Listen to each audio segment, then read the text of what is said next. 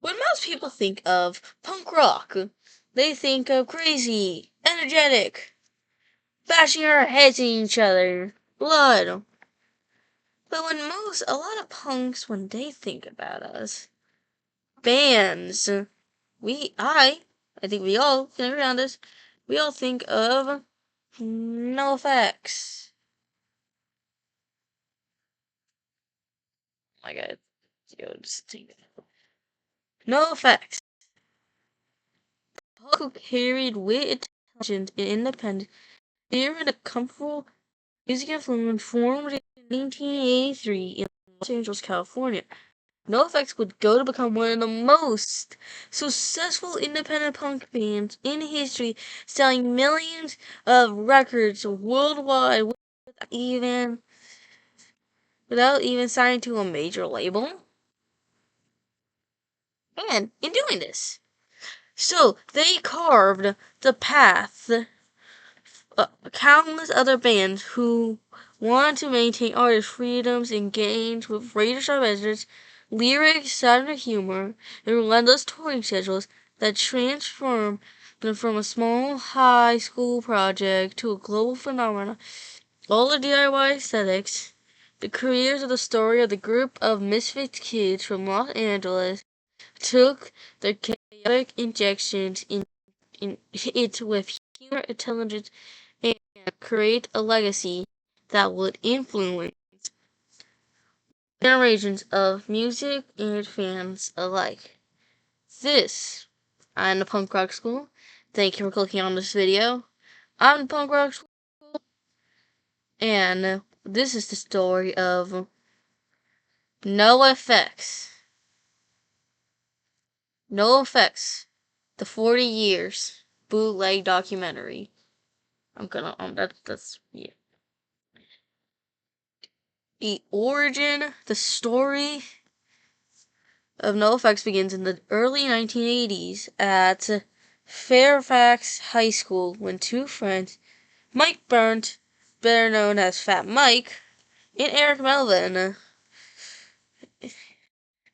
began jamming together, exploring the raw, energetic music. They written like fast and funny, but soon after they were Eric, Smelly, Sandrin, drums, and form a choral trio would eventually sound out the band's their lineup would be anything but stable in the formulas, but sadly briefly leaving and temporarily jump filling the band's chaotic 1984.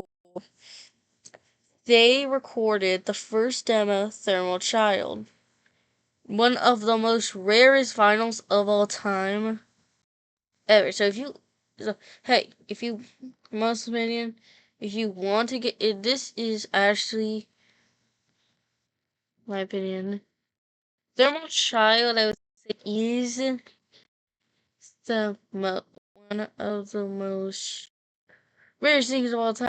If you Google it, try Googling a vinyl. Yeah, it'd be pretty hard to find it. Not gonna lie. It was a scrappy, raw, unpolished set of songs which released the energies of the band. Yeah, which today has been a rare collectible item that sought out to buy hardcore in the following years. In its 1984, NoFX self-released their first EP, Mythical Records, a recording that was fast, short, and brimming with satisfying humor. Especially in early on that NoFX would not be contained to follow the rules of music or play it safe. And it will push the boundaries, mock authority, and build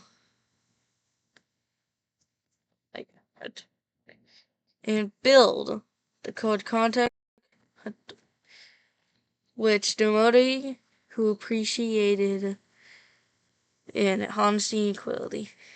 From these early days, NoFX has released the DIY farming anthem and selling their albums with their own merchandise to scrap together money to keep on touring. The series EPs would include PMRC, Can't Suck on This, At a Point, Scheduled Jab, at the Censoring Moment of the era. These records did not bring commercial success. They solidified NOFX reputation as a band who spoke directly to their audience without promise. Touring became the backbone of their career. Stories from this time included driving a long distance with broken equipment, surviving a snowstorm in heat waves, and playing for crowds who were sometimes only a handful of people. Yet the shows collaborating, growing ideas, and 30 years these trials, NoFX developed not only as a musician, but as a performing capability of delivering high energy, chaotic, memorable shows that left a lasting impact on anyone lucky enough to attend.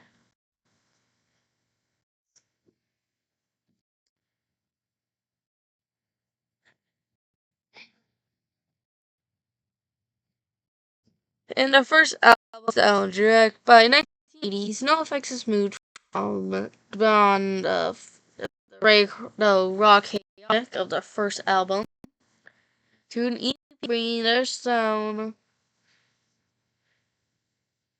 to create peace and energy, and emoting the energy into songwriting, arranging, and lyrical and humor. And they released their first album, Liberty. Preceding by Brett Gerswith, A Bad Religion, of course. Bad Religion, I made a whole video about them. And plan on making a video about Epitaph. That's coming in the future. Who figured to appear, mentor many South Carolina punk scenes. The album songs were still fast, aggressive, and dripped with sarcasm. But their newfound passion in the instrument and willingness of equipment's timing and structure. Oh my god.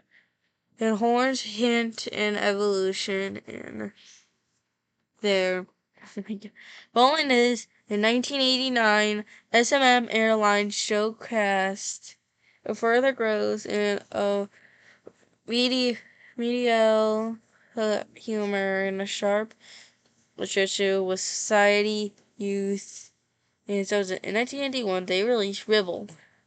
The band has fully turned studiocraft and guitarist, trumpets even, Aaron Elver, who brought a new dimension to NoFX sound, allowing them to encore brass, harmony revels, and a guitar work, which will define these guitar periods. A failure in the band's identity that would be fierce, funny, and aware, and the musical inverse, the setting the stage,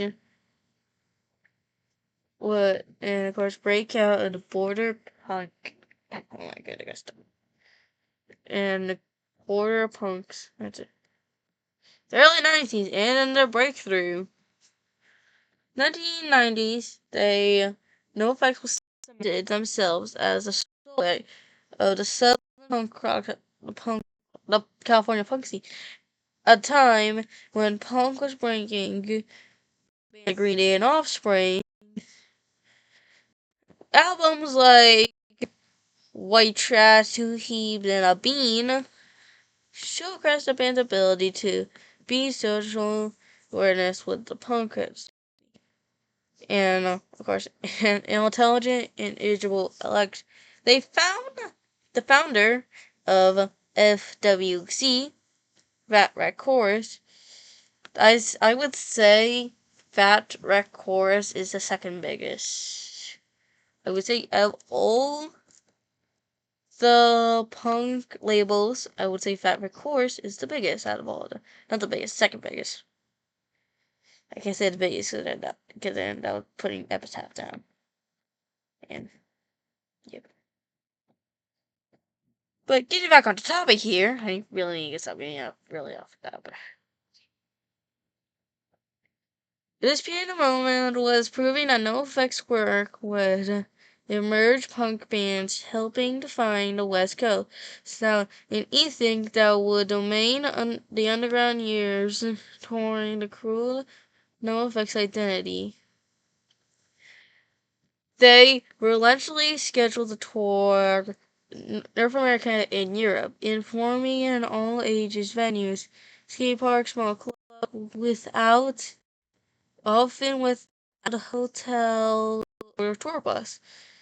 A deep personal connection with fans with DIY punk spirit in action.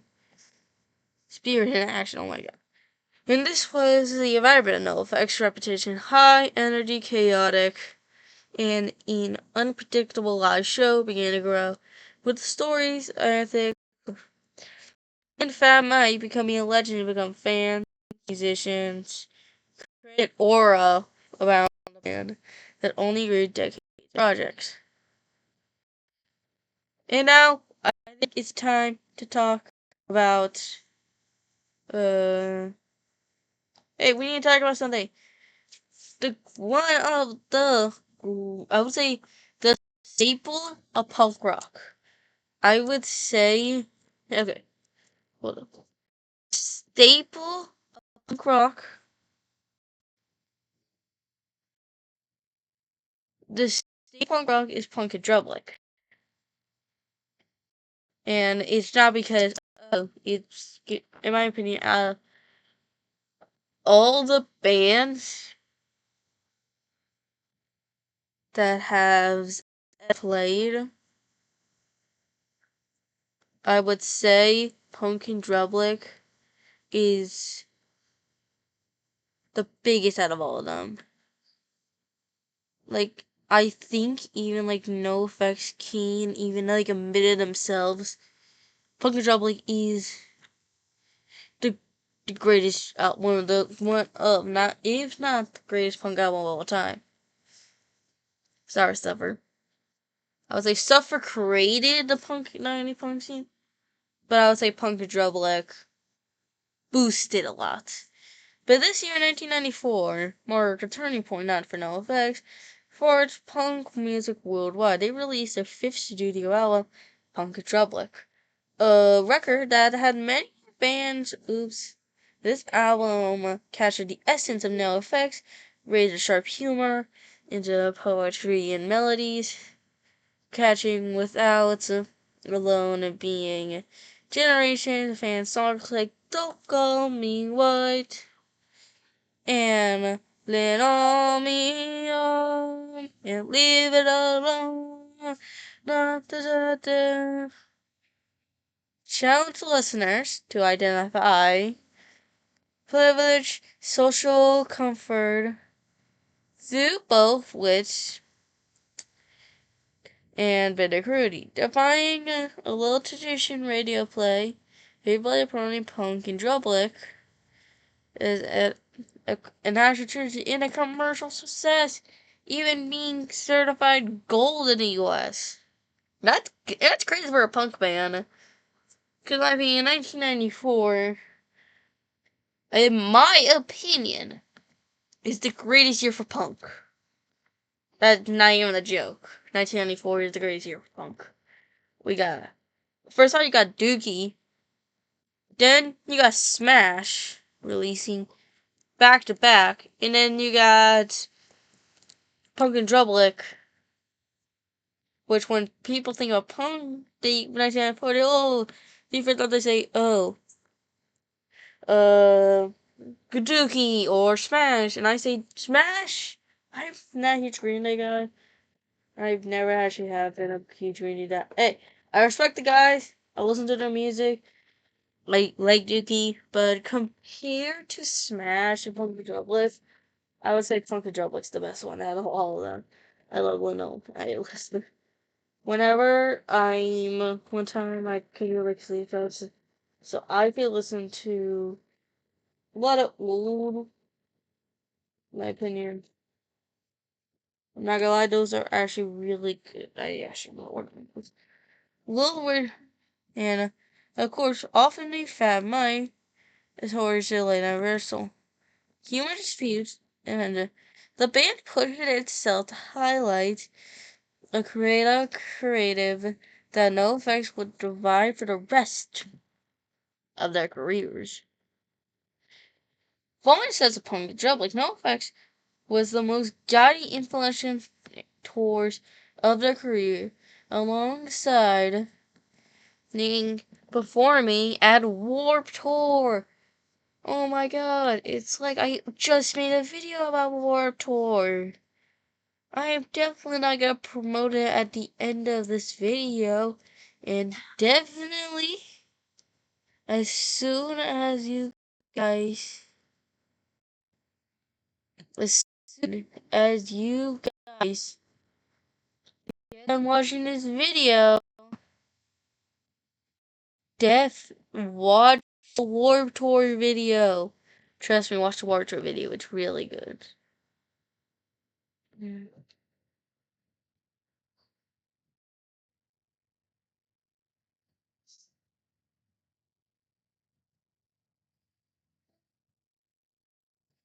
And in my opinion,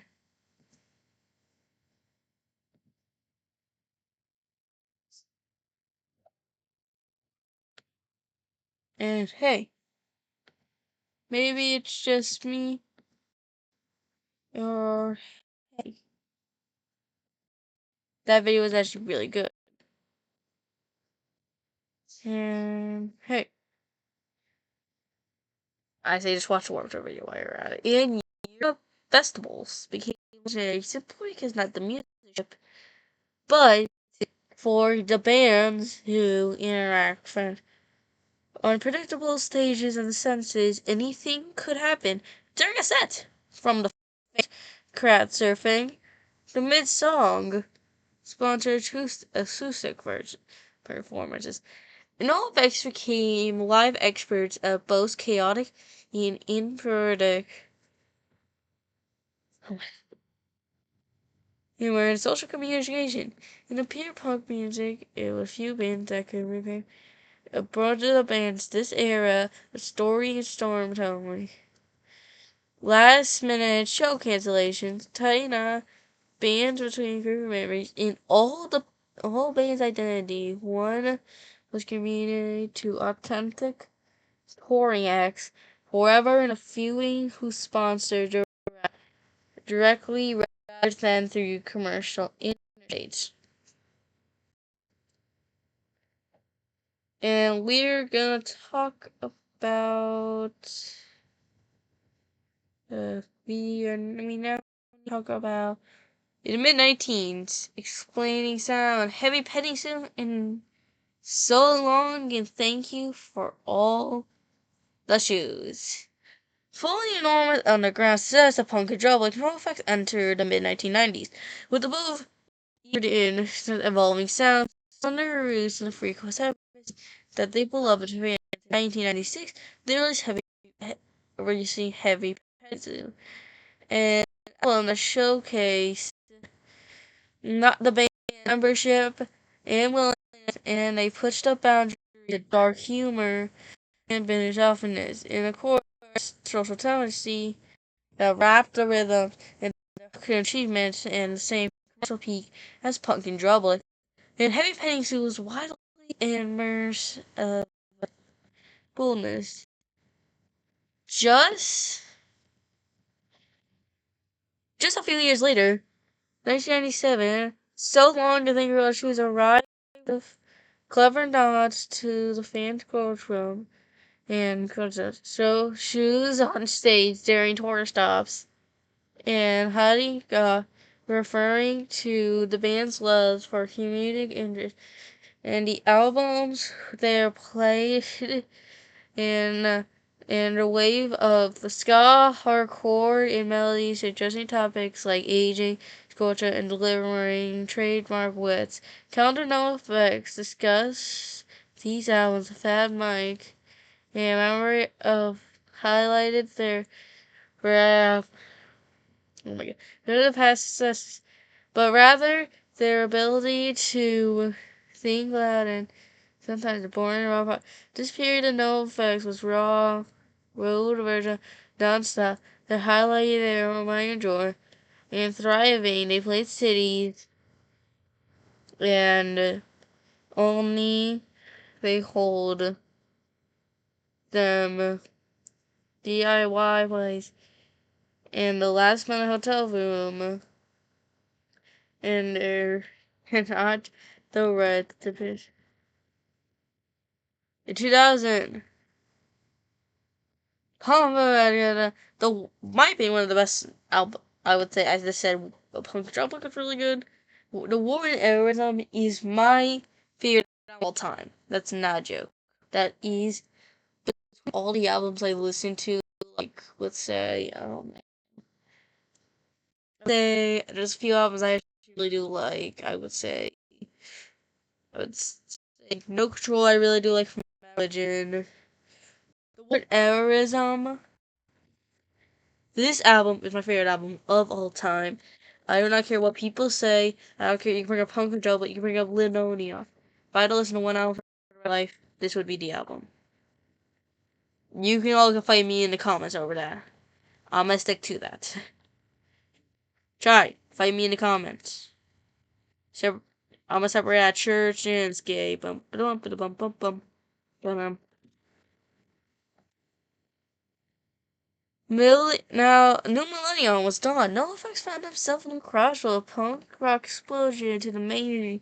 Skate culture was everywhere, yet NoFX had a sudden absence, releasing in the firework in 2008 released Pump Up Magnum, an album that was blazing pace, melody, and statement, has NoFX's grown without that defying sound. However, it was the next studio album 2003, The War on Terrorism, that marked an unapologetic politician turn. And of course, in the early 1970s and early 21st century, America woke up to post 9/11 landscape global anxiety. And of course, if you all know, I'm not going to spend too much on this topic. Because this is actually a really hard subject to talk about for a lot of people, and if you do not know what happened, I'm pretty sure you do know, but I'll explain why I'm at it.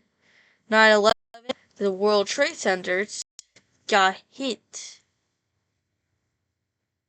and they got hit by two terrorists, in my opinion. And in my opinion, what does NoFX do? They released the War on Terrorism. You look on the back of the CD, it's playing, and because in my opinion, but this song is just a really good album. And of course, but they were not afraid to talk about politicians, hypocrites, narcissism, and the media separating songs like Franco American, where they are delusion and considering politics of the band will never portray them as a spokesperson moment. Communicate deeply and with the fan-seeking audience created in the wide world.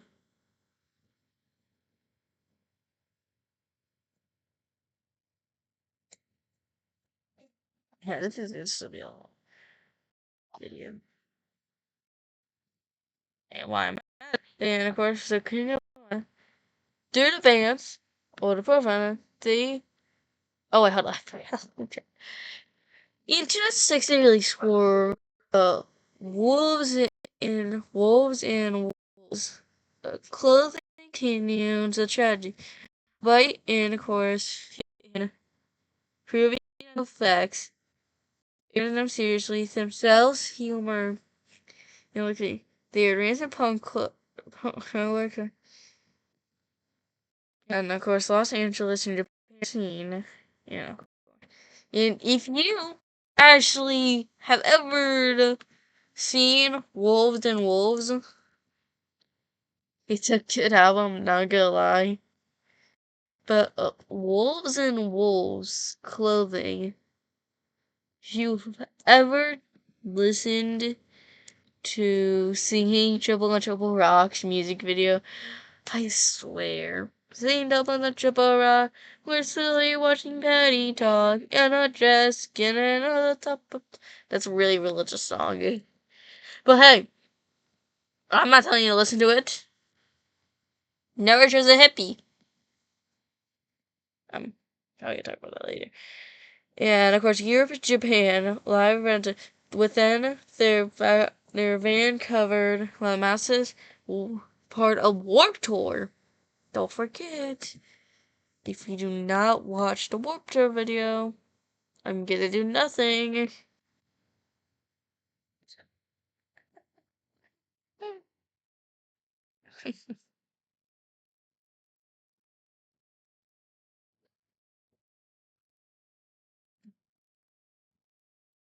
And an outdoor, unforgettable, chaotic, deeply performance driven 30 era.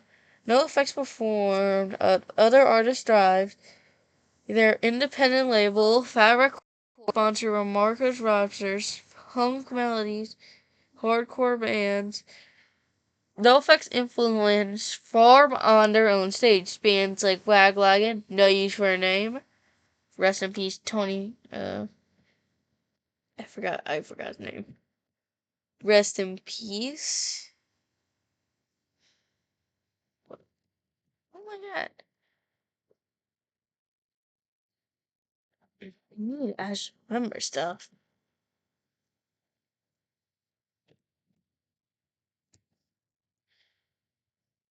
Rest in peace. The main singer of No Use for a Name.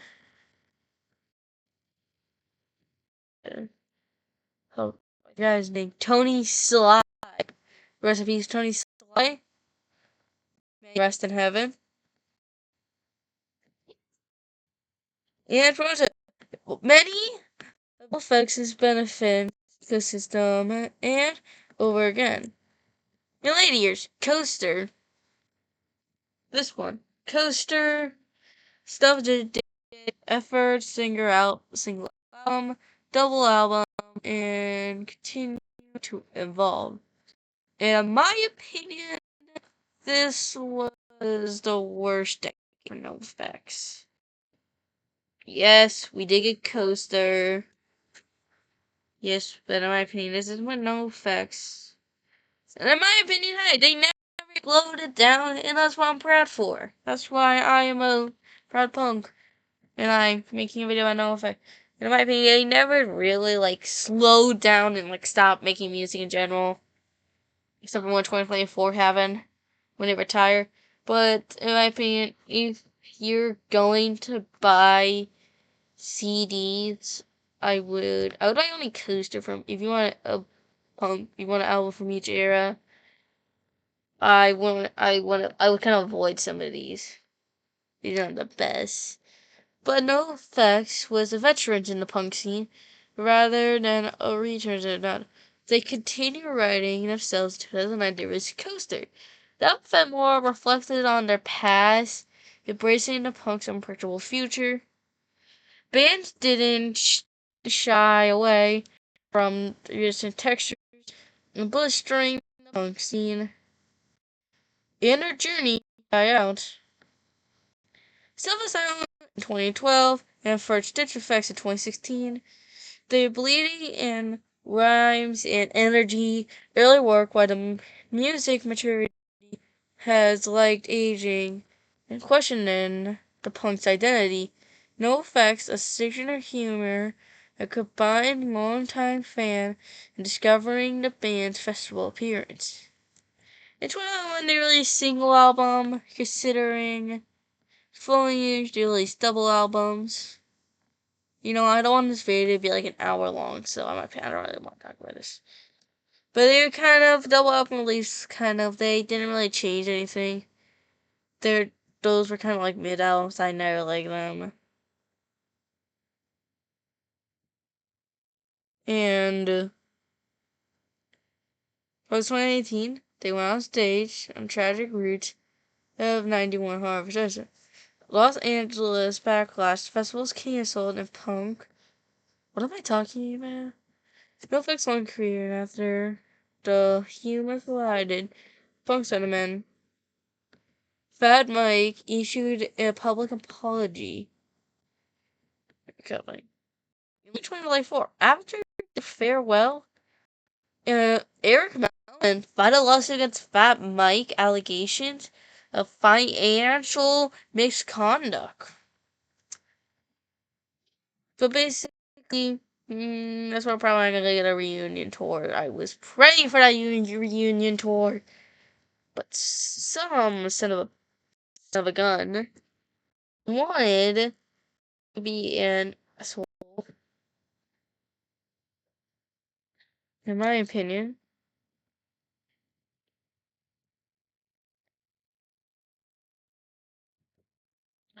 You know what? Because in my opinion, you kind of ruined the whole. I'm not going to lie. In my opinion, that was kind of like ruined the farewell tour. But more than the four together, Facts went on to a farewell tour in 2024. I wasn't able to go because at the time, that was in 2024. I am right now about 13. I'm right now 12. Really close to actually 13. In like May, I'll turn 13. But back in 24, I'm turning 13. What was and I was 10 at the time. I was in fourth or third grade, and I actually have the original shirt. Let me see if I can find it. And if I can, I'll show it in the video. I'm actually a pause. So I was not able to find the shirt, and somehow I also lost my glasses at the same time.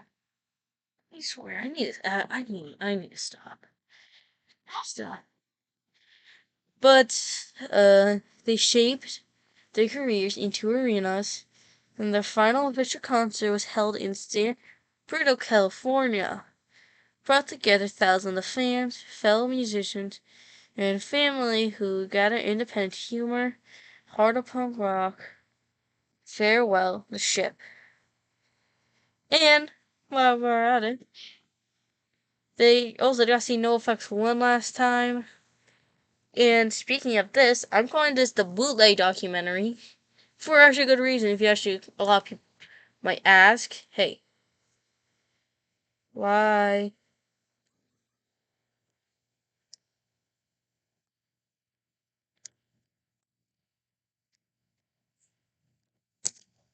In my opinion, how it's not super, but I'm calling it bootleg because there actually is a NOFX documentary coming out. I would watch that, and it's only in theaters, weirdly enough. So, yeah, it ain't releasing on DVD. I'm sorry. I'm sorry, all you punks who can't afford you can't afford movie tickets or your parents will just not allow you to go because drugs. Yeah, if y'all didn't know, I'm probably guessing if you listen to them, you should know that no, that Mike's a super drug addict. Uh, Side note here, he drank pee on one time on one stage. So yeah, I'm just telling you all this. And you know what? We should convince my dad to let me go see NOFX. Just just because. Yeah. 40 years of fucking doing things that are upset. We started on an like laying in the dirt. 40 years of King up. Da da da da da dum dum dum dum dum dum dum dum. Hey, the boom boom. Bob. And one last bittersweet moment. And of course, thank you all for watching NOFX, the NOFX bootleg, and their course, their lasting influence.